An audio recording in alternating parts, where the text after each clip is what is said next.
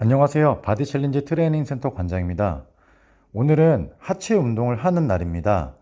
운동을 하기에 앞서 운동 일지를 조금 작성하고 운동을 들어가려고 하는데요.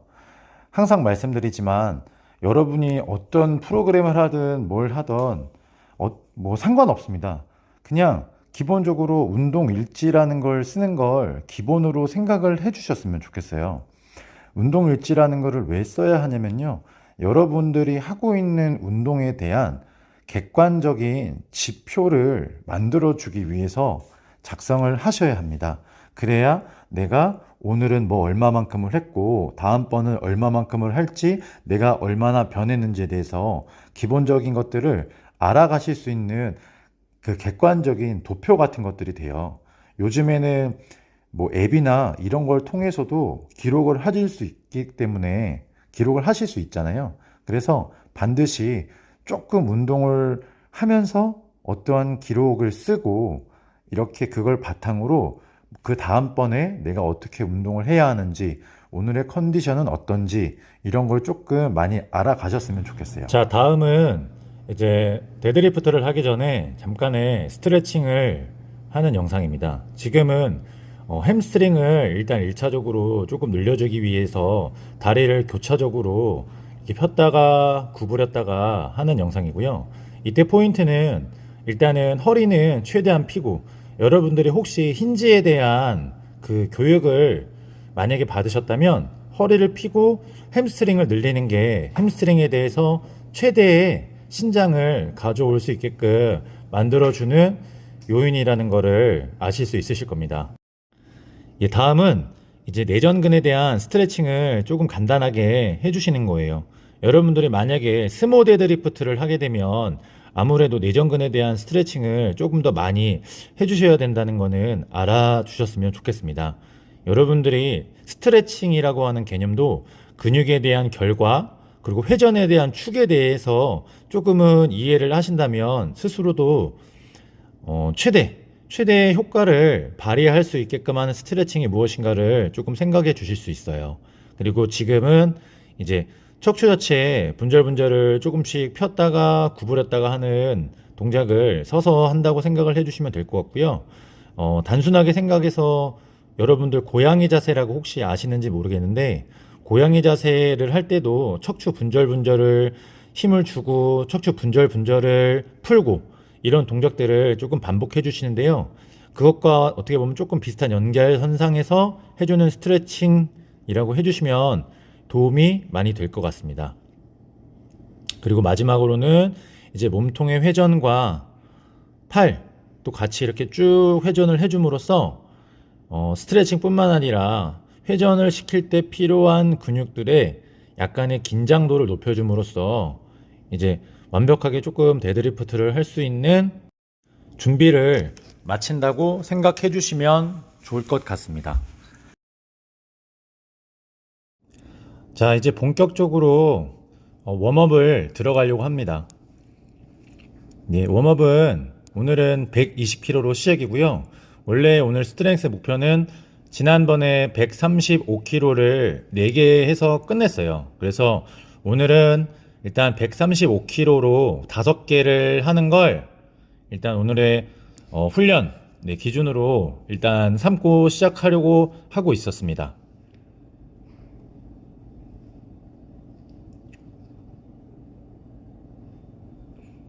그리고 저는 조금 데드리프트 자세를 바꿨는데요. 예전 같은 경우에는 처음에 힙힌지를 최대한 강하게 건 상태에서 햄스트링의 이 장력을 조금 이제 활용을 어떻게 보면 한다고 말씀을 드릴 수가 있는 그런 자세가 있는데요. 이제 그런 자세에서 조금 시작을 하려고 하다 보니까 사실 약간 키도 크고 그런 부분도 있고요. 허리의 긴장도는 약간 떨어진 상태에서 시작하는 경향이 있는 것 같더라고요. 그래서 저는 이제 역도식 데드라고 얘기를 하는데요.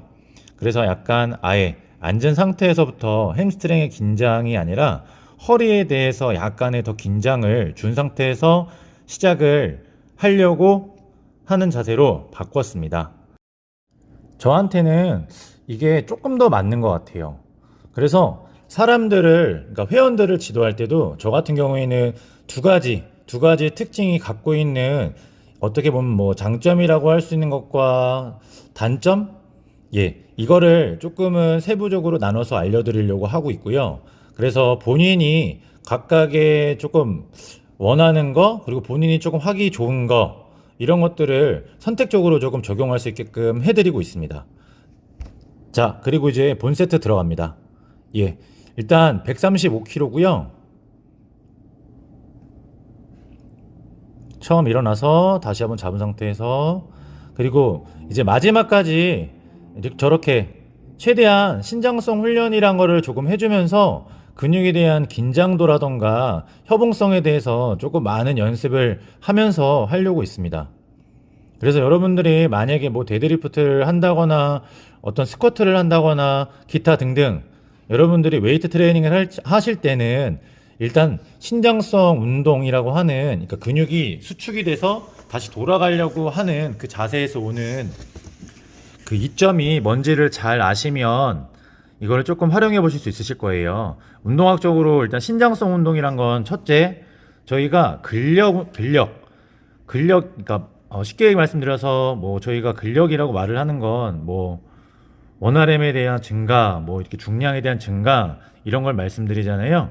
그런 걸 조금 가장 빠르게 향상시킬 수 있는 수축 방법이라고 생각을 해주셨으면 좋을 것 같아요. 그리고 두 번째는 여러분들이 이제 감속에 대한 기능, 예, 저희가 만약에 갑작스럽게 달리기를 하다가도 뭐 멈춘다거나 이렇게 됐을 때 근육 자체가 신장이 되면서 저희의 이렇게 관성에 의해서 발생되는 쏠림 현상을 어떻게 이렇게 조금 쉽게 말씀드려서 뭐라고 말씀을 드릴까요?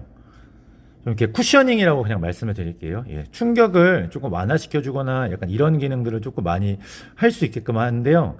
그냥 뭐 단순하게 말씀드려서 그 다음번에 필요한 근육의 양을 산출한다. 사실 이런 느낌이에요. 근데 용어상으로는 조금 많이 어렵죠. 그래서 어찌됐든 일단 신장성 운동이란 거는 조금 반드시 해주셔야 돼요. 그래서 그 두 가지를 좀 잘 기억해 주셔야 됩니다. 근력을 빠르게 향상시킬 수 있게끔 해주는 게 신장성 근력이다. 그리고 근육에 대한 이런 감속 능력이나 그 다음번에 힘을 쓸 때 얼마만큼의 힘을 필요로 할지 계산하는 게 바로 신장성 훈련이다. 그래서 신장성 수축에 대한 훈련을 잘 해야 한다. 반드시 잘 생각해 주셔야 됩니다. 책에도 나와 있습니다. 예, 이제 145kg로 지금 하는 것 같아요. 그래서 원래 오늘은 135까지만 하려고 하는데 135가 너무 조금 쉽게 들렸던 경향이 있어서 140 그리고 이제 145 이렇게 하고 있고요. 오늘은 그래서 최종적으로는 150개 딱 4개까지만 들고 일단 마무리를 쳤습니다. 오늘 또 갑자기 이제 컨디션이 좋아가지고 들렸을 수도 있어요. 여러분들 근력이라는 건 저희가 기본적으로 스트레스를 나눌 때는 중추 피로라는 게 있고요. 말초 피로라는 게 있습니다. 중추 피로라는 건 저희가 뇌에서 느끼는 거. 그러니까 만약에 뭐 뇌에서 야, 너 힘을 써라 이렇게 하고 전달을 해야 사실 저희 근육이 활성화되는 거잖아요. 그래서 그 신경 전도의 이런 크기라던가 그런 빈도 자체가 왕성하게 혹은 좀 활성하게 이런 것들이 많이 발생되지 않는다면 그때 좀 중추 피로라는 게 맞다고 생각을 해주실 수 있어요. 말초 피로라는 건 말 그대로 여러분들이 뭐 근육에 대한 펌핑이 온다거나 이제 그런 거를 말씀드리는 겁니다. 그래서 여러분들이 중추 피로나 이런 것들이 발생이 되면 말 그대로 여러분들이 만약에 뭐 오늘 원RM을 측정하는 날인데 내가 예전에 뭐 몇 킬로를 들었는데 오늘 뭐 갑자기 조금 안 들리네. 약간 이제 그런 요인들이 여러분들이 훈련에 대한 피로라든가 회복 자체를 잘 못 시켰을 때에 반증하는 결과값으로 나오시는 거예요. 그래서 항상 원RM, PR 측정하실 때는 충분한 휴식을 주고 원래 그 전주에 뭐 디로딩이다 약간 이런 것들을 조금 해주시는 이유 자체가 중추에 대한 피로도를 낮춰주시기 위해서 저희가 임의적으로 하는 겁니다. 예. 근데 뭐 때에 따라서는 내가 뭐 항상 충분한 휴식을 하고 있다. 뭐 잠은 하루에 뭐 8, 9시간, 뭐 10시간씩 자고 있다. 뭐 이렇게 되시면 뭐 그게 뭐 해당 사항이 안 되실 수도 있습니다. 그리고 여러분들이 이제 웨이트 트레이닝을 하시면서도 조금 간과하면 안 되시는 게 있는데요. 그게 이제 심폐 트레이닝이란 걸 좀 같이 해주셔야 됩니다. 그래서 여러분들의 이런 호흡계라던가 이 순환계에서 얻을 수 있는 효과가 있어요. 제가 말씀드리는 거는 유산소 운동이 아닙니다. 심폐 트레이닝이라고 유산소 운동보다는 조금 더 강한 강도에서 시간 자체는 조금 더 줄이고, 그리고 휴식 시간 같은 경우에는 조금 더 늘리는 이런 이제 훈련, 그러니까 트레이닝 방법이라고 말씀을 조금 드리면 편할 것 같은데요. 그런 동작들을 조금 해주면 여러분들이 이제 회복하는 속도가 남들보다 조금 빠르게 되실 수가 있어요. 물론 심폐 트레이닝이 조금 힘듭니다. 강도 중에서도 조금 많이 이제 고강도, 진짜 좀 고강도 쪽에 좀 속하는 훈련이라고 말씀을 드릴 수가 있지만요. 그래도 그걸 주기적으로 해주시면 여러분들의 이런 신체 컨디션이라던가 이런 회복하는 능력 자체가 향상되기 때문에 훈련을 하실 때도 도움이 되게 많이 되실 거예요. 자, 그리고 이제 데드리프트 스트렝스 훈련을 끝내고요.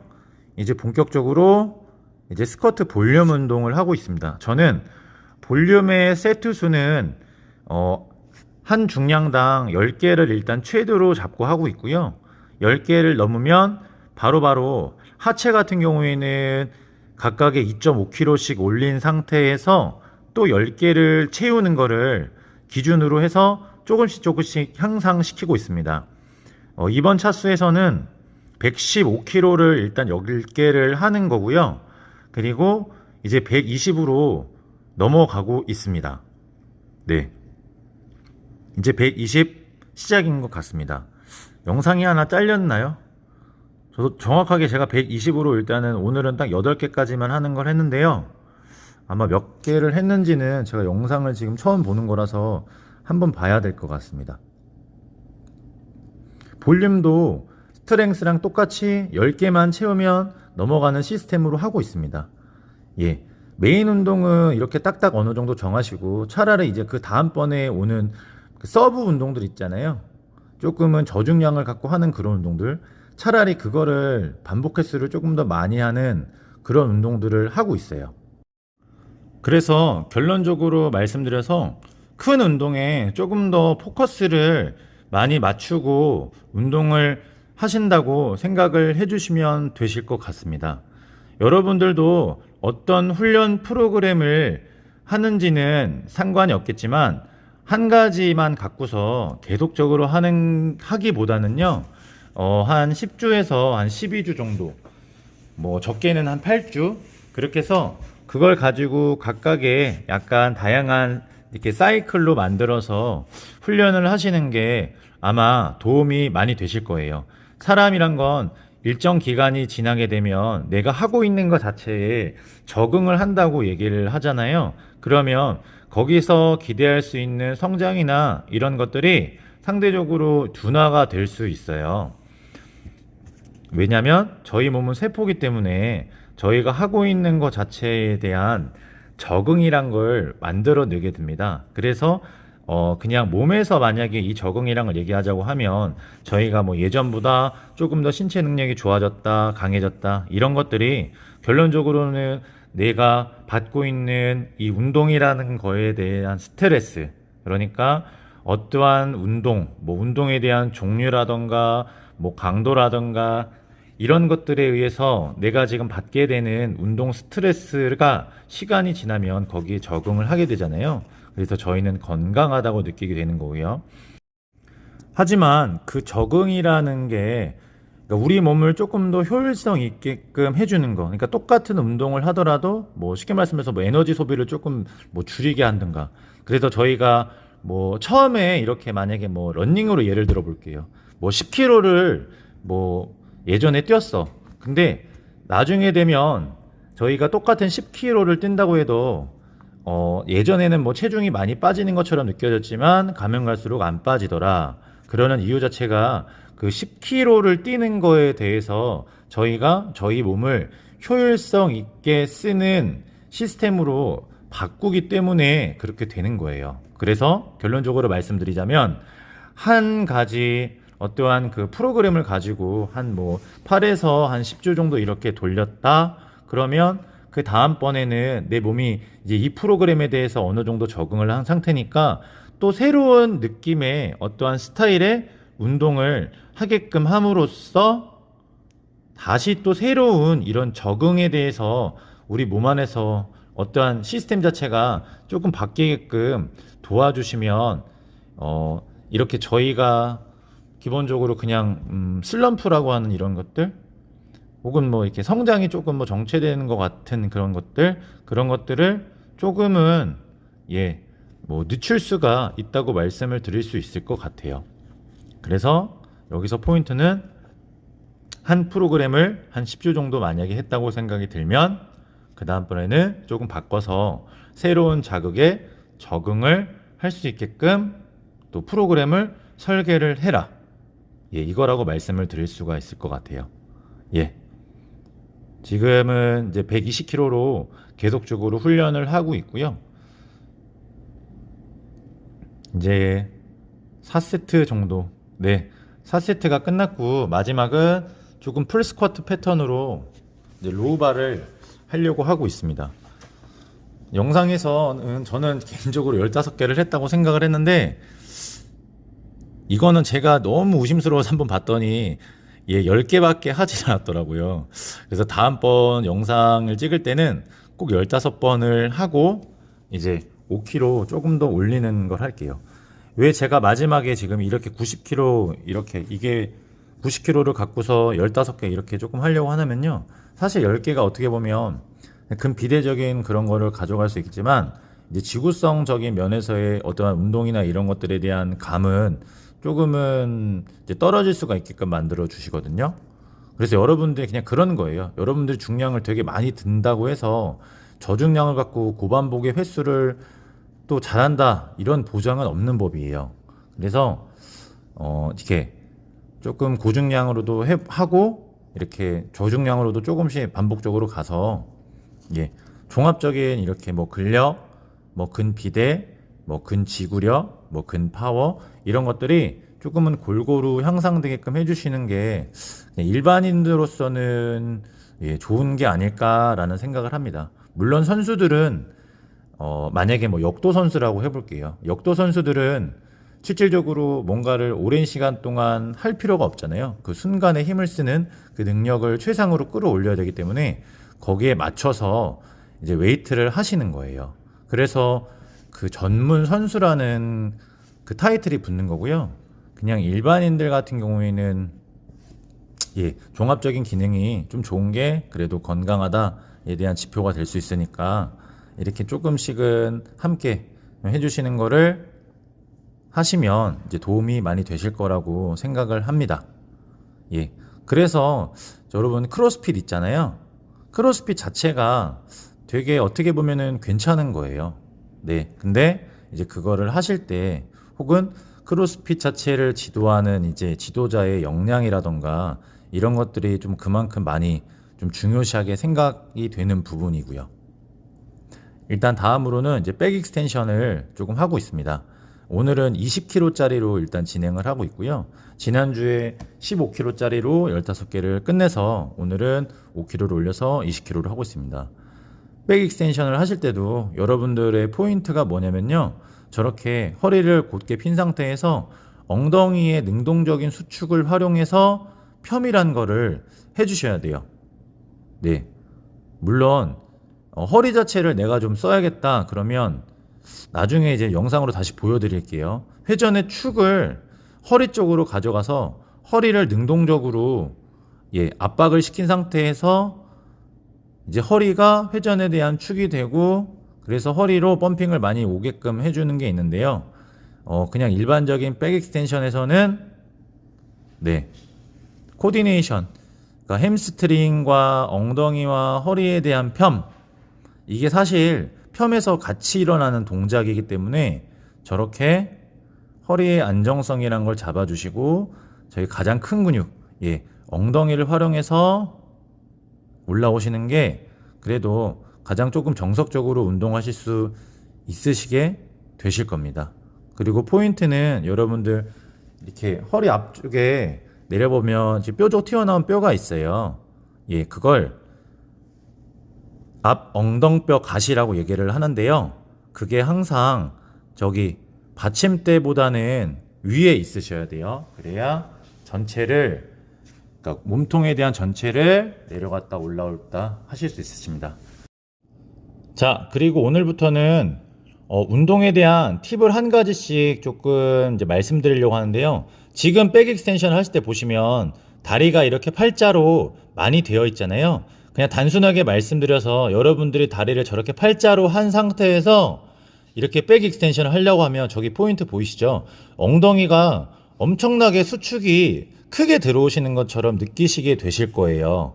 왜 그러냐면 저희가 엉덩이는 일직선으로 내려오는 게 아니고요. 엉덩이가 마지막으로 이렇게 허벅지 쪽으로 내려올 때는 약간 바깥쪽, 그러니까 허벅지 바깥쪽으로 흘러내리게 되어 있어요. 그래서 토크의 개념을 도입해서 말씀드리진 않겠지만, 그래서 지금처럼 다리를 저렇게 팔자 모양으로 하게 되시면 엉덩이에서 허벅지 끝 지점으로 가는 그 힘이 많이 들어오시는 걸 느끼시게 되실 겁니다. 그리고 두 번째는 잘 보세요. 저기 허리를 저렇게 풀고 올라오시는 거예요.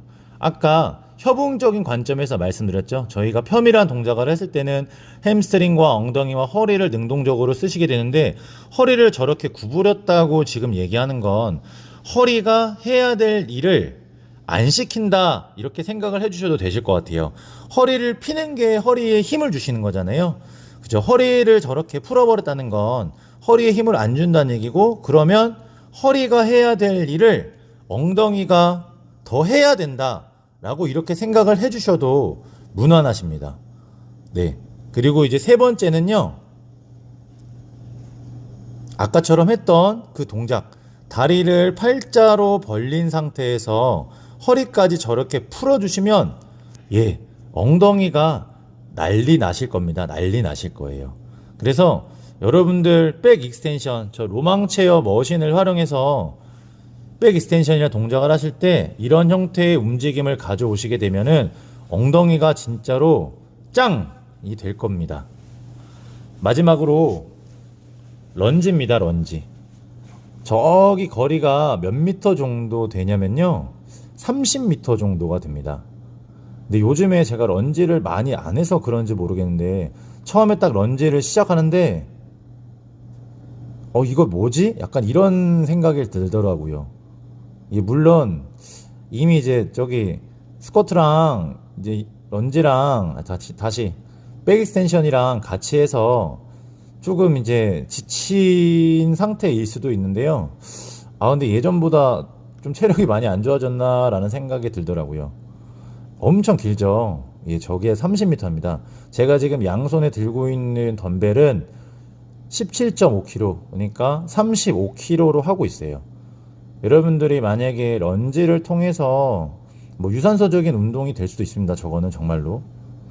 근데 만약에 이제 웨이트적인 기준값을 갖고서 런지를 해야겠다라는 생각으로 접근을 해 주실 거라면요, 저는 개인적으로 한 1RM의 한 30% 정도의 중량을 들고서 반복 횟수를 해 주시기를 조금 추천드릴게요. 그리고 여러분들이 저렇게 런지를 하실 때 상체를 앞으로 이제 기울이고 하느냐, 상체를 꼿꼿하게 세우고 하느냐, 여기에 따라서 여러분들이 엉덩이에 힘이 많이 들어가게 될지 아니면 허벅지에 힘이 많이 들어가게 될지가 결정이 돼요.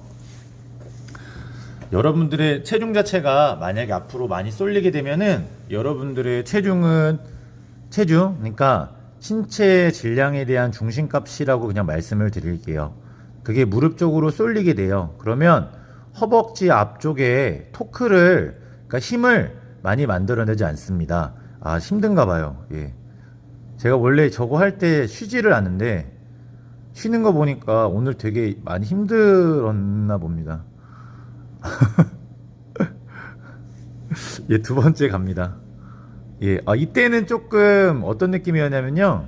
제가 다른 운동했을 때 느낌은 확실히 잘 기억이 안 나는데 이건 진짜 느낌이 딱 드는 게 두 번째 했을 때 좀 되게 편하다는 느낌이 들었어요. 예, 확실히 내가 운동을 안 하다가 하잖아요. 그러면 적응력이 그만큼 떨어지시는 거예요. 그래서 여러분들 특히나 뭐 기술을 갖고 훈련을 해야 되는 그런 운동 종목의 선수들이 있으시잖아요. 네. 그 선수들은 반드시 진짜로 약간은 매일매일 이렇게 반복적인 훈련을 조금 해주시는 게 감각에 대해서 조금 그 감각에 대한 능력을 계속적으로 키우게끔 해주는 게 도움이 많이 된다는 점을 또 추가적으로 말씀을 드리고 싶어요. 그러니까 쉽게 말씀해서 예전에 뭐 누구라고 말씀드릴까요? 뭐 코비 브라이언트나 뭐 이런 농구 선수들 있잖아요. 항상 그 시합 끝나고도 다시 체육관 가서 슛 얼마만큼 던질지 이런 거 계속적으로 연습하고 우리나라도 뭐 문경은 3점 슈터 그분도 선수 시절, 그러니까 현역 시절에 엄청나게 그 3점 슛을 많이 연습을 하셨대요. 그 이유 자체가 이 손끝의 감각이라는 게 여러분들이 생각하셨을 때는 쉽다고도 생각을 하실 수가 있겠지만 상당히 게다가 또 슛을 쏘는 그런 이제 환경이라고 얘기하는데요. 그게 항상 변하잖아요. 그렇기 때문에 그 변화되는 상황 안에서 내가 정확하게 어떠한 슛 동작이나 어떠한 뭔가 기타 등등 내가 목적으로 하는 무엇인가가 잘 되게끔 해주려고 하면 엄청난 연습이 필요하다는 거 반드시 알아주셨으면 합니다. 그래서 이렇게 런지 같은 경우에도 또 갑작스럽게 하려고 하니까 일단 잘 안 됐는데 이거 좀 주기적으로 해야 될 것 같아요. 제가 17.5kg짜리 들고서 저렇게 하면서 쉬어본 적은 솔직하게 말씀드려서 처음인 것 같아요. 제가 원래 저렇게 왕복을 안 하고 이 옆쪽으로 가시면 복도가 있어요. 거기를 원래 한 바퀴 돕니다. 그게 약 한 80m 정도 되고요. 예, 마지막입니다. 마지막은 스티프 레그 데드리프트를 하려고 하는데요. 여러분 스티프 레그 데드리프트를 하실 때는 최대한 힌지 그러니까 무릎을 최대한 많이 구부리지 마시고요. 햄스트링 자체를 능동적으로 더 많이 이완시킨 상태에서 들어가려고 하시는 거에 포커스를 조금 더 많이 맞춰주셔야 될 것 같아요. 그리고 이건 햄스트링의 유연성이 떨어지는 친구들한테도 상대적으로 도움이 많이 됩니다. 여러분들 스트레칭만 한다고 해서 실질적으로 근육이 늘어나는 건 아니고요. 원래의 근육이 가지고 있는 이런 특성들이 있을 거 아니에요. 수축 이완에 대한 특성, 그리고 원래 근육이 갖고 있는 고유의 근육의 길이값, 이런 것들이 사실 있다고 가정을 하셔야 돼요. 그렇기 때문에 그렇게 해서 최대 신장으로 내려갔다가 최대 이완으로 돌아오게 되면 여러분들 햄스트링 스트레칭이 되시는데도 엄청나게 도움이 될 겁니다. 마지막으로는 이제 카프레이즈입니다. 저기 지금 다리를 쭉 뻗고 올리면 저기 천장에 보이는 제 머리 위쪽에 기둥 있잖아요. 그게 닿아요. 이 머신은 이게 조금 아쉬운 것 같아요. 저기 천장이 그래도 조금 뚫려놨으면 키 큰 친구들이 이제 여기서 머신에서 저런 동작을 하는 게 좀 좋지 않았을까라는 생각이 듭니다. 뭐 그렇다고 제가 키가 크다는 건 아니고요. 저는 키가 185 정도 됩니다. 185에서 저렇게 공중에서 저렇게 이제 부딪히고 이러면 저보다 이제 크신 분들은 상대적인 많은 운동을 제대로 할 수가 없잖아요. 그래서 저 부분 조금 아쉬웠습니다. 그래도 끝까지 하고 있고요. 카프레이즈를 하실 때 여러분들 조금 한 가지, 저는 일단 카프레이즈를 많이 하진 않는데 여러분들이 만약에 러닝을 조금 주로 많이 해야 되는, 혹은 높은 점프나 뭐 이런 것들을 조금 요하는 그런 종목의 선수들이라면 단순하게 저런 카프레이즈 동작도 좋지만 여러분들 마지막 끝 지점에서 엄지발가락도 같이 세게 누르는 연습을 하시면 좋겠어요.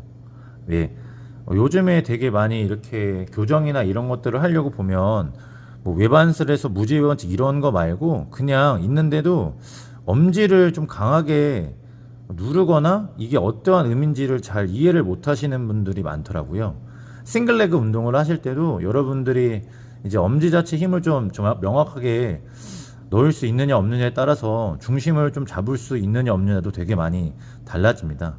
그래서 엄지발가락을 좀 강하게 눌러주시고요. 오늘은 여기까지입니다. 예, 영상 마무리하면서 이제 끝내야 되는데 항상 잘려서 이렇게 덧붙이기 하네요.